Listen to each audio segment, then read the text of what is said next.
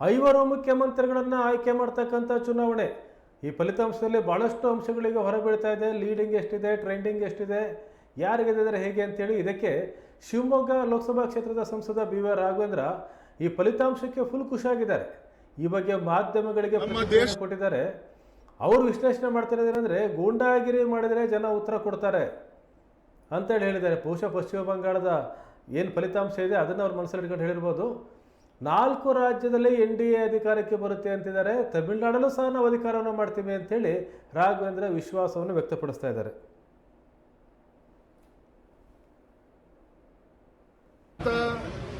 ಪಂಚರಾಜ್ಯಗಳ ಚುನಾವಣೆಯಲ್ಲಿ ಮತದಾರರು ಸ್ಪಷ್ಟವಾಗಿ ಮೋದಿಜಿಯವರ ಪರವಾಗಿ, ಭಾರತೀಯ ಜನತಾ ಪಕ್ಷದ ಪರವಾಗಿ, NDA ಪರವಾಗಿ ನಿಲುವನ್ನ ವ್ಯಕ್ತಪಡಿಸಿರೋದು ನಾವೆಲ್ಲರೂ ಕೂಡ ಈ ಫಲಿತಾಂಶದ ಮುಖಾಂತರ ನೋಡ್ತಾ ಇದ್ದೀವಿ. 5 ರಾಜ್ಯದಲ್ಲಿ ಸುಮಾರು 4 ರಾಜ್ಯದಲ್ಲಿ ಭಾರತೀಯ ಜನತಾ ಪಕ್ಷ NDA ನೇತೃತ್ವ ಸರ್ಕಾರ ರಚನೆ ಮಾಡೇ ಮಾಡುತ್ತೆ. ವೆಸ್ಟ್ ಬೆಂಗಾಲ್ ಸ್ಪಷ್ಟವಾಗಿ ಈಗ ಆಲ್ರೆಡಿ ಕಾಣ್ತಾ ಇದೆ. ಅಸ್ಸಾಂನಲ್ಲಿ 3ನೇ ಬಾರಿ ಸರ್ಕಾರವನ್ನು ರಚನೆ ಮಾಡ್ತಾ ಇದ್ದೀವಿ. ಪಾಂಡಿಚೇರಿಯಲ್ಲೂ ಕೂಡ ಇನ್ನು ಕೌಂಟಿಂಗ್ ಫೈನಲೈಸೇಷನ್ ಆಗ್ತಾ ಇದೆ, ಅಲ್ಲೂ ಕೂಡ 2ನೇ ಬಾರಿ ಸರ್ಕಾರವನ್ನು ರಚನೆ ಮಾಡ್ತೀವಿ. ತಮಿಳುನಾಡಲ್ಲಿ ನಾನು ಹೇಳ್ತಾ ಇದ್ದೆ, ಈ ಭ್ರಷ್ಟ DMK ಸರ್ಕಾರವನ್ನು ಕಿತ್ತೊಗಿಬೇಕು. ಅವರು ಮುಖ್ಯಮಂತ್ರಿ, ಅವರ ಮಗ ಇಬ್ರು ಕೂಡ ಸೋಲುವಂತ ಭೀತಿಯಲ್ಲಿ ಇವತ್ತು ಜನ ಬುದ್ಧಿ ಕಳಿಸ್ತಾರೆ. ನೀವು ನೋಡ್ತಾ ಇದ್ದೀರಿ. ಎಲ್ಲ ಒಂದ್ ಕಡೆಗೆ ಅಲ್ಲೂ ಕೂಡ ನಮ್ಮ ಪಕ್ಷದ, ನಮ್ಮ NDA ಪಕ್ಷದ ಬೆಂಬಲದಿಂದನೇ ತಮಿಳುನಾಡಲ್ಲೂ ಕೂಡ ಸರ್ಕಾರ ರಚನೆ ಮಾಡುವಂತದ್ದು ಅನಿವಾರ್ಯ ಆ TVC ಸರ್ಕಾರಕ್ಕೆ ಆಗುತ್ತೆ ಅಂತ ನಂಗೆಲ್ಲ ವಿಶ್ವಾಸ ಇದೆ. ಕೇರಳದಲ್ಲೂ ಕೂಡ ಕಮ್ಯುನಿಸ್ಟ್ ಅನ್ನು ಕಿತ್ತೊಗೆಯುವಂತ ಕೆಲಸ ಮಾಡಿದ್ದಾರೆ.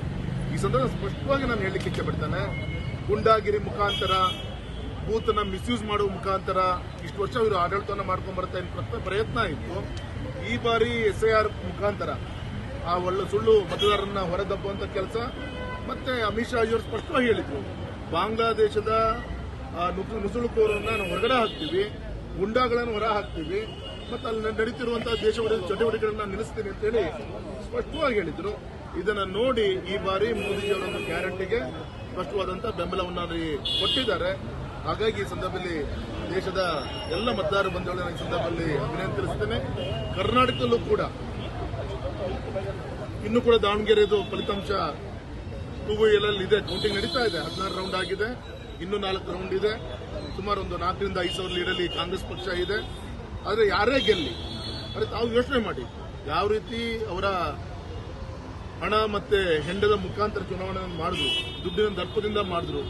ಇಡೀ ಸರ್ಕಾರದ ಇನ್ಸ್ಟ್ರೂಮೆಂಟ್ಸ್ ಅನ್ನ ಉಪಯೋಗಿಸಿಕೊಂಡು ಒಬ್ಬೊಬ್ಬ ಮಂತ್ರಿ ಒಂದು ತಾಲೂಕಿನಲ್ಲಿ ಕೂತ್ಕೊಂಡು ಏನೇನು ಬೇಕೆಲ್ಲದನ್ನ ನಡೆದರೂ ಕೂಡ ಮತದಾರರು ಇವತ್ತು ಭಾರತೀಯ ಜನತಾ ಪಕ್ಷದ ಪರವಾಗಿ ಮತವನ್ನ ಹಾಕುವಂತ ಕೆಲಸವನ್ನ ಮಾಡಿದ್ದಾರೆ.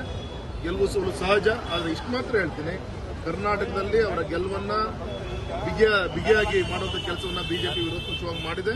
ಮುಂದೆ ಪರ್ಮನೆಂಟ್ ಆಗಿ ಅವ್ರ ಮೂಗನ್ನ ಹಿಡಿಯುವ ಮುಖಾಂತರ, ಉಸಿರನ್ನ ಬಂದ್ ಮಾಡುವಂತ ಮುಖಾಂತರ ಕರ್ನಾಟಕದಲ್ಲಿ ಭಾರತೀಯ ಜನತಾ ಪಕ್ಷದ